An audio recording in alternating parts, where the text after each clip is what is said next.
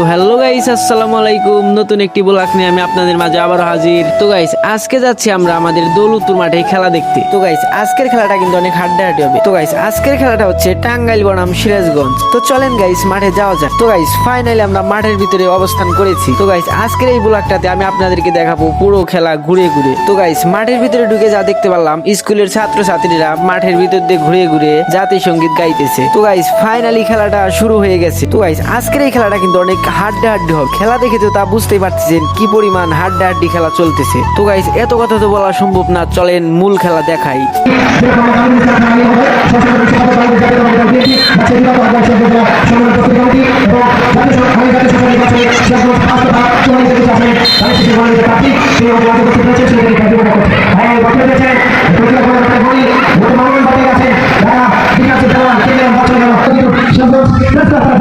তো গাইস, এই খেলার ভিতরে কিন্তু আমাদের সিরাজগঞ্জ জেলার বিখ্যাত গলি কাশেম তিনি কিন্তু অবস্থান করেছেন। তো গাইস, ফাইনালি তার চমক দেখিয়ে দিল তিরিকবাজি দিয়ে। তো গাইস, এই খেলাটা কিন্তু মিডিয়াতেও চলে গেছে, ড্রোন ক্যামেরা দিয়ে ভিডিও করতেছে। তো গাইস, এই খেলাটাতে এত পরিমাণ দর্শক হয়েছে যে মাঠের ভিতরে জায়গা হচ্ছে না। তো গাইস, খেলা দেখা শেষ করে এবার রওনা দিলাম বাসার দিকে। তো গাইস, গেটের ওখানে এত পরিমাণ লোক হয়েছে যে বাড়ানোর মতো কোনো পরিস্থিতি হচ্ছে না। ফাইনালি অনেক কষ্ট করে বেরিয়েছি, কিন্তু জ্যামের ঠেলায় কিন্তু পাওই ফালান যাচ্ছে না গাইস। তা তো দেখতেই পারতেছেন কি পরিমাণ লোকে লোকারো। তো গাইস, আমার জীবনের রফা দফা দেখতেই পারতেছেন তো কি পরিমাণ কষ্ট করে বের হইতেছি এইখান থেকে। তো গাইস, মতি মার্কেটে এসে যা দেখতে পারলাম যে অনেকদিন পরে মতি মার্কেটে একটা বিশাল বড় একটা হাতি এসেছে। তো গাইস, কি আর বলবো, এত পরিমাণ লোক হয়েছে যে মতি মার্কেট পর্যন্ত জায়গা হচ্ছে না।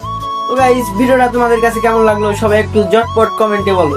আর যারা ভিডিওটা ফেসবুক পেজ থেকে দেখতেছো পেজটাকে ফলো করে দাও।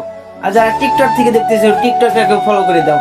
আর যারা ইউটিউব চ্যানেল থেকে দেখতেছো ইউটিউব চ্যানেলটাকে সাবস্ক্রাইব করে দাও। তো গাইস, আজকের মতো এই পর্যন্তই। সবাই ভালো থাকবেন। আল্লাহ হাফেজ।